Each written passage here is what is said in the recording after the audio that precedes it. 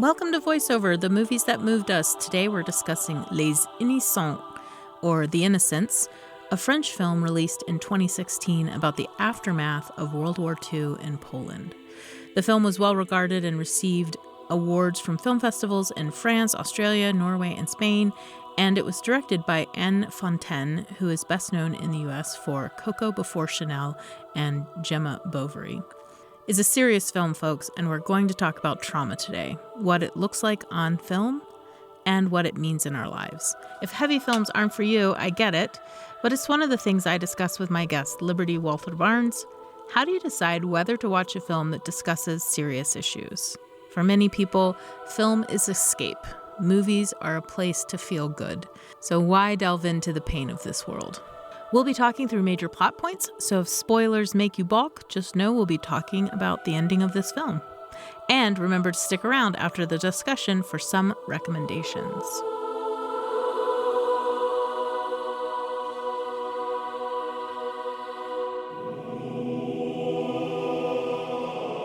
Today we have a friend of the show, Liberty Barnes, who's come to talk to us about Les Innocents from 2016, French film. Liberty, welcome. Thank you very much. It's a pleasure to be here. Great to see you. This film, let's just set up the film. It's about a doctor, a female doctor in World War II, or at the end of World War II, who is working with the Red Cross, and she finds out that there's a convent near her town in Poland that she's working in where many of the nuns are pregnant. And this is because Germans and Russians both have come through the town, have basically attacked the convent and repeatedly raped these women.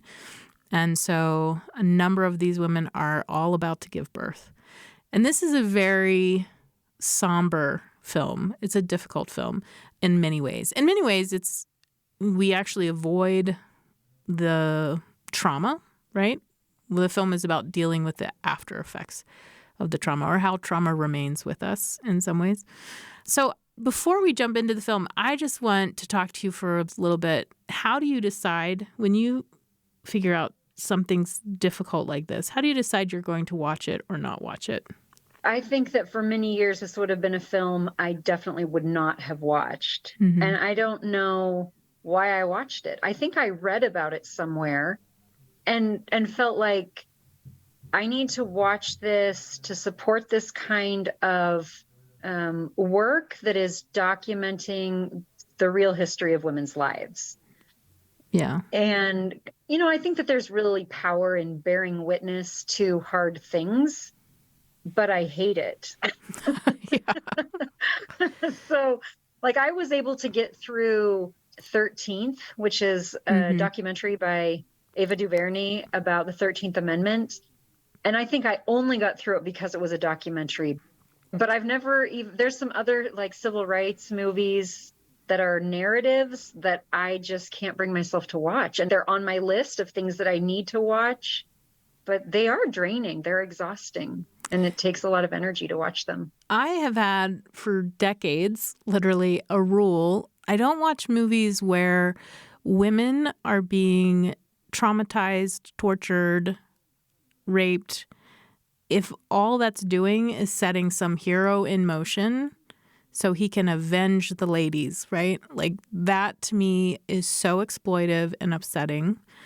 And so when you proposed this film, I went and looked it up and I was like, okay, I think I'm going to make it through because this is a film about women helping women and about women solving the problems that are in front of them and trying to figure out who they are in the midst of all this pain.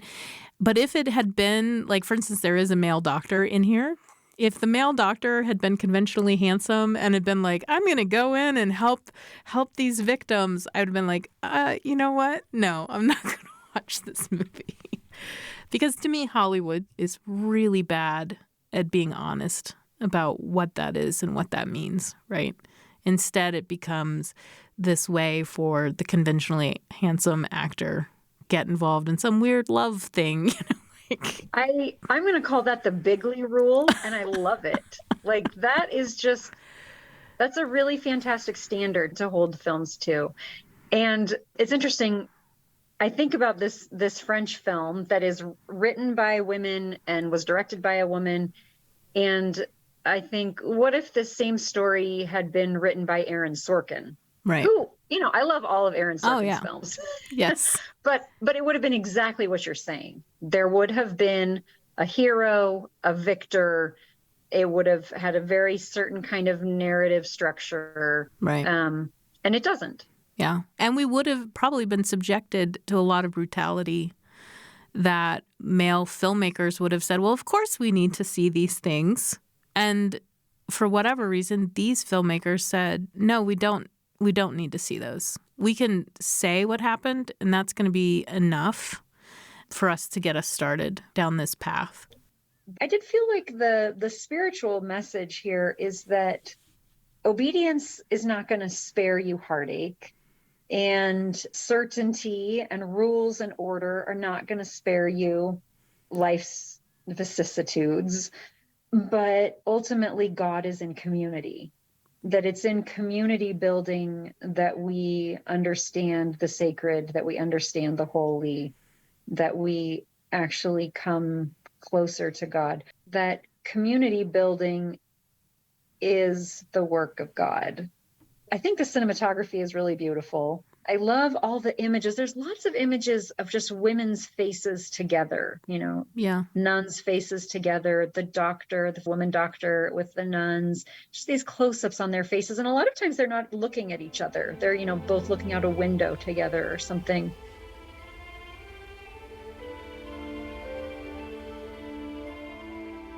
That is like the holiness is in togetherness, in holding space for each other. And if you don't know what to say, just stand there. You don't have to say anything, that's what it means to show up for people and to be there. And I guess I think this film does do a nice job of saying this is a group of women, this is the group's experience, and it was a quiet, special experience. So I think I saw this film BC, before I had cancer. I must have watched it in 2017. And I was a very different person in 2017 than I am now. And I remember that I watched it. I watched it alone. I watched it at home. And like for weeks, every time I'd be talking to somebody, I'd be like, have you seen that film? I think at the time it was called Agnus Dei, actually. Oh, but okay. But now, now it's listed as Lay Innocence. And I don't speak French. I'm sorry. I'm murdering that. It's fine. You're fine. And I would just find myself trying to throw it into conversations because I just wanted somebody to talk to about it. And I realized most films don't, they don't leave you reeling for weeks. And right. I was reeling. I was really I would be telling people, can I recommend this film for you? But it's really depressing and it's really, draining. But I really hope you watch it because I need somebody to talk to about it. And then I saw it, I saw it again in preparation for our conversation. And since then, I actually have been to Poland. Oh. And I went to Poland in 2018. We have a good friend who's from Poland, and she met us there in her childhood village. So watching it again, I just have a whole new context for this. One thing I did not understand until I went to Poland was that World War II did not end for many Eastern Bloc countries until 1989 or 1990. Oh, wow.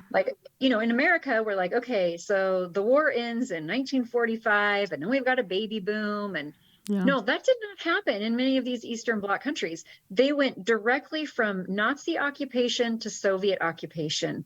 And the culture of those two occupations was actually not that different. They were both cultures of terror.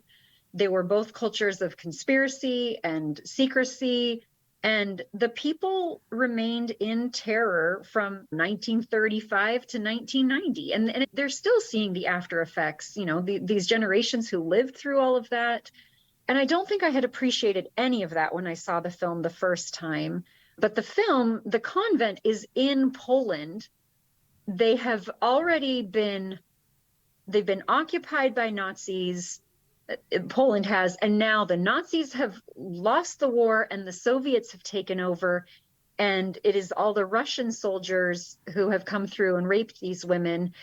Like, they haven't had a chance to breathe for years, that they're really going into it like that. And I think I had a new appreciation, having been to Poland and talked to people, that it was just so much trauma. It was just so much trauma. For example, Auschwitz, the concentration camp, was in Poland, run by Germans, that it was just one traumatic thing after another, that they could not get their head above water. And, I think there's this tendency we have in the US to say, like, well, why didn't the people rise up? Or why didn't they rescue the Jews? Or why didn't they, like, well, if I had been there, I would. No, like, you cannot imagine this level of oppression where just opening your mouth can cost you your life.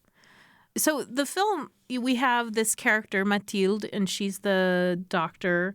And we have all these women who are pregnant who, for me, one of the really helpful things about the film, one of the honest things about the film, was that all these women had different reactions. They all were coping in very different ways. They all felt differently about being pregnant, about having babies that were forced upon them. And we saw like a spectrum of behavior.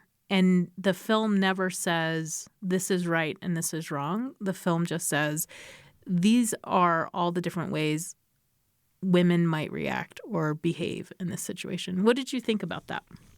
I love that observation. And I also love that the women, the characters in the story, are actually giving each other room to do that. Yeah. There's one woman who literally goes through the full pregnancy and delivers the baby and is in so much denial and shock, she doesn't even recognize the baby as hers. Que nous n'ayons rien vu. C'est une réaction de défense extrême. Le corps résiste et personne ne peut deviner l'état de la patiente. And the other women don't force her to accept that reality. Instead, they say, okay, lay down, we'll take care of you. And another woman takes care of the baby. Gosh, I get so teary thinking about it. But this whole idea of like making space for the way people need to process their trauma is not something that we're really good at, as a society. That we want people to figure it out and figure it out quick. Yes. And come up with their solutions to their problems. There's this added layer that they're nuns, right? And they've all taken vows of chastity. Je sais que ça peut paraître incompréhensible aux yeux du monde. Malgré ce qui nous est arrivé, nous devons toujours honorer notre vœu de chasteté. Which means that they feel like they've broken that vow by being raped. They've now broken that vow by letting a doctor touch their body. And now this baby's coming out of their body. That feels like another way to break the vow. They have taken a vow of obedience, and they are not able to obey the way that they want to obey. They're having to keep secrets and hide things. And some of them are saying, I never really believed in God. Some of them are saying, I'm holding on to faith. It's all I've got. And then you've got the abbess, who is the leader of the convent, and she's not coping either. Right. In fact, we find out later in the film that she's killed at least one baby, and I think it alludes to the fact that she's probably killed one or two others. Right. Because she doesn't know how to deal with this. And, I think that while we give each other space to process our trauma, there are limits. Right. Well, and her character is marked by the dialogue of her talking about providence. Wierzy się w opatrzność? A ja wierzę. Wierzę, że te dzieci zostały przygarnięte. I co ty zrobiłaś? Zrobiłam, co mogłam. Proszę nie zostać sama. Wyjdź. We got to let providence, we got to let God decide what's going to happen. We're going to rely on God. And for her, what that ends up meaning is that she's taking these babies in baskets and she's leaving them on a footpath. And I think we're supposed to understand that she has this hope that, okay, well, if God wants that baby to live, someone will come along and find that baby. That's how she's like reassuring herself that she's making a wise decision. Or the best decision that she can make in these circumstances. And as soon as you have a religious person in a movie talk about, oh, we'll just let God take care of it, I feel like that's the filmmaker going, mer, mer, mer, like, don't trust this person. Because in general, secular filmmakers have a real hard time with aspects of faith.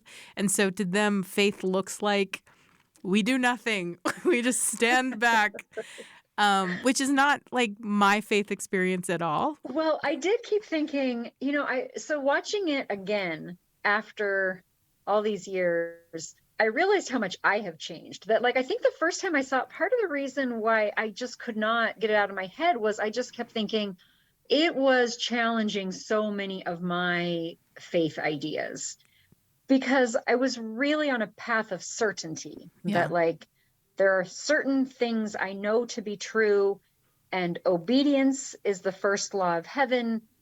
I mean, I'm not saying that I wasn't a critical thinker or a creative thinker, but this whole film just kind of like left me reeling. Like, I don't know how I would have handled that situation. I don't understand. What's the right answer? What's the wrong answer? I don't get it, Right.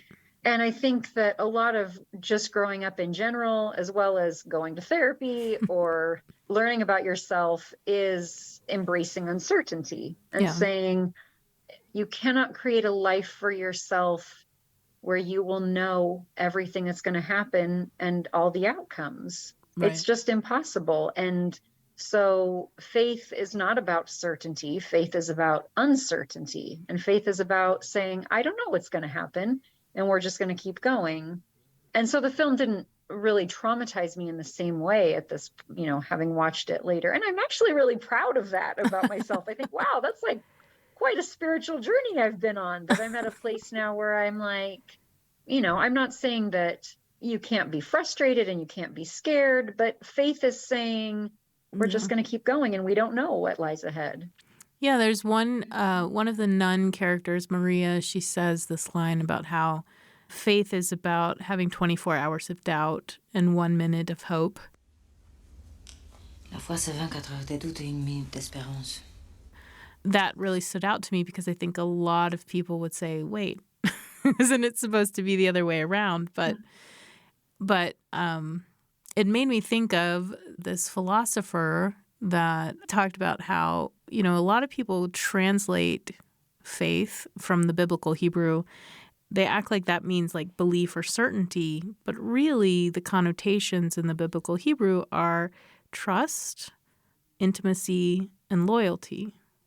That's been something I've been thinking about for months, because I think it's really easy to say, I know God exists and I know he has a plan for me, or I know there's a plan, or whatever it is, but I don't know that I trust God enough about his plan. And I don't know that I've let God enough into my life where I actually feel that there's an intimacy between me and God, right? Maybe because I'm kind of scared of the plan, right?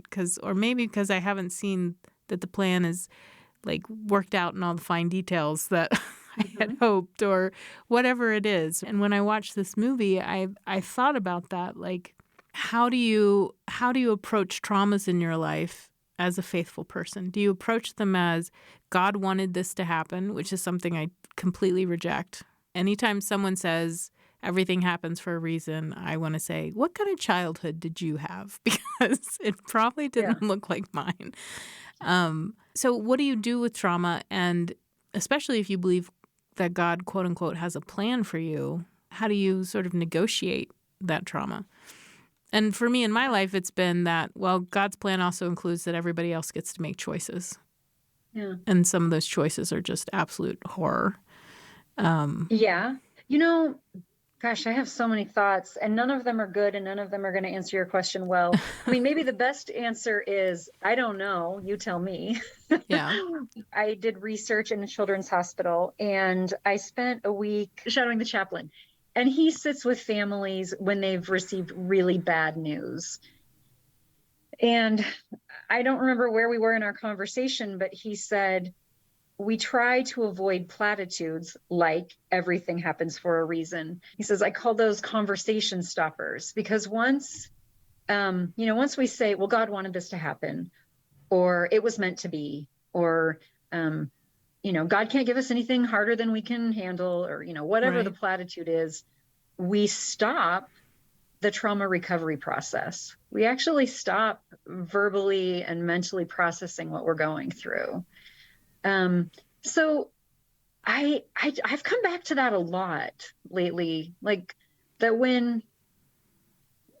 that trauma just has to be processed over and over and over again. And each time it gets, it's sort of like when you put something in the blender to make a smoothie and you do it for a while and it gets roughage and then you do it again, it gets a little, and over time, eventually it becomes liquid, but it takes a while. Like you're just going to have to go back and run the blender again and kind of refine it down a little bit more each time. Right. And I think it becomes less painful to revisit trauma. When I was a teenager, a very good friend of mine died. A very close childhood friend of mine died when I was 16. It was a very violent crime and a violent death. And that is not something that you recover easily from, especially at the age of 16. And I spent most of high school and college like trying to really work through that. And then many years later, a woman at church came to me and said, we have this family in the congregation and they have experienced this horrible, violent death. And I was hoping that you could go talk to them, because she had known this about my childhood. And I was like, well, I'm happy to sit with them in their grief, but I really don't have anything to say. I mean, after all these years, there are aspects of the experience that I believe God has revealed wisdom to me on different aspects of that. But as far as meaning making goes, I will never be able to make sense of, you can't make sense of the senseless, right? Right. And there's something about finally getting to a point where you say, I'm going to stop trying to make sense of it and just let go of it, that I think that like real healing actually happens. And again, it comes back to that uncertainty of like, we're just going to have to let go for a while and not force. I am a sociologist, and I say a lot of what sociologists do is we study meaning making. Yeah. And, the social construction of things. And, two people can have the same experience and it can have very different meanings for both of them. But it's okay sometimes for us to just say, I don't have to make sense of this. It doesn't have to be the work that I do. I think my answer for trauma is I don't think that God does things to us. God says, I can help you heal. That's what I believe. You can come to me philosophy, and I'll help you heal. And maybe later your healing will help other people heal. Like I think that's what I've seen in my own life. Yeah. So what's interesting about the film is you mentioned this word process. And I love the idea of process. And as I get older, I keep realizing repentance is a process. Forgiveness is a process. Healing is a process. Grief is a process. These are all long-term processes. And when we're young and inexperienced, we might say, I've forgiven, or I'm over it. And then later and later and later you go, oh, I'm still working on it. And one of the things that gave me hope in the film but also made me slightly sad was by the end of the film, they come up with a way to, quote unquote, solve the problem of the shame of the nuns, which is just saying a lot about the culture. Like I wanted to say, let's step back and say, why should these people feel ashamed at all? But it's one of the motivators of everyone. No one can find out because then we'll face shame, cultural shame. Was that they decide, we'll make an orphanage. Ces enfants vivent dans la rue, ils n'ont pas de famille. Et vous pouvez les accueillir. Comme ça, personne ne se demandera d'où viennent les enfants. And then no one has to know that these babies are the nuns' babies. They can just be orphans of war. That, as I said, that gave me a little hope. But at the same time, I thought, everyone's going to be dealing with this for decades. In film, we usually can't say, and then 100 years later, right? Like we can't usually, we can't show the decades. We have to sort of end at a point. And this film is like, we're going to let some light in, and here's a little light. But at the same time, I thought, I wonder how I would have felt if they'd just gestured to, this is going to take decades. Yeah. It's going to affect the relationships of the mothers to these children and with other children and with the public. And this will have huge ramifications for everyone and for the town. And there's such a mythology around the orphanage, right? The happy orphanage. Yeah. No, children who grow up in institutions have a lot of trauma. So it's unending. Yeah. This is really about how does a community pull together after trauma that they are not prepared for. Right. They don't even have the skills to discuss, right? They don't even have the language to talk about what's happened to them. Yeah. They have to invent the language. Mm-hmm. Well, I'm glad I watched it. Thanks for recommending it.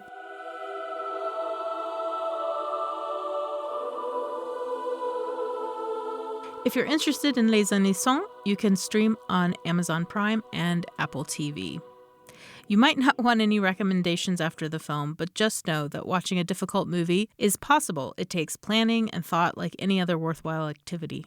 And with streaming platforms, you can take as many pauses as you need. So, here are 3 recommendations. All of them are films about World War II. The first is Hiroshima Mon Amour, another film from the canon of film history, again from the French New Wave. This released in 1959, right at the beginning of the French New Wave. It's about a French actress who meets a Japanese architect in Hiroshima, and over their short affair, they confide how they survived World War II, exposing their shame over the choices they made to endure violence and oppression. It's shot in gorgeous black and white cinematography and has these dreamlike voiceovers. Alain Resnais is the director, and he gets much deserved credit for how he shapes the material, but it's important to note that he's working with a script from Marguerite Duras, the French novelist whose life generated memoirs about her childhood in French-occupied Vietnam, as well as her husband and her involvement in the French resistance. In fact, her husband was sent to the concentration camp Buchenwald, which he survived. She's a complex writer, talking about complex themes. Watching Les Innocents, though, I was reminded of new German cinema, films from young German filmmakers of the 1970s who explore the dark stain that their parents' Nazism left on society and culture. Many of them made historical films trying to understand their parents' decisions and experiences, and one of these is Germany, Pale Mother, from Helma Saunders Brahms, originally released in 1980. It's about a young couple in the midst of Hitler's Germany and how they each deal with the horror of war on the front lines, the husband having to kill people for a cause he doesn't really believe in, and the wife trying to survive in U.S.-occupied Germany. Both have what we would recognize as PTSD, and the story is told largely from the perspective of their young child who is powerless to protect herself from them or to help them in any way. It's a small film that communicates Germany's shame via bleak winter landscapes and destroyed urban streets, with quiet, restrained performances. After those recommendations, you may wonder, does hope still exist? Yes, it does. And here's one of my favorite films that moves me deeply every time I watch it. It's called Sophie Scholl, The Final Days, or Sophie Scholl, Die letzten Tage. It's from 2005. New German cinema died 2 decades before, so totally different tone, totally different atmosphere, and sort of impetus for this film. It's about a young woman in the German resistance movement to the Nazis known as the White Rose, and she's caught distributing pamphlets on her college campus that invoke Christianity as a way to stand up to Hitler. Most of the movie is a series of interviews between her and a Nazi interrogator who is boggled by her Christian commitment to speaking out against the terror of the Third Reich. Sophie's humble prayers stir me incredibly every time I watch this film, but generally, because of the active nature of Sophie as a character, you feel a lot of hope. She's resisting, and she's thoughtfully articulate throughout the film. So we aren't left feeling emotionally annihilated by the movie. P.S. My family several generations back are Scholls from the same part of Germany as Sophie, and I like to think there might be a connection there. Many thanks for listening today to VoiceOver. VoiceOver is a production of BYU Radio and is edited by Soraya Pearson. I'm your host, Heather Bigley.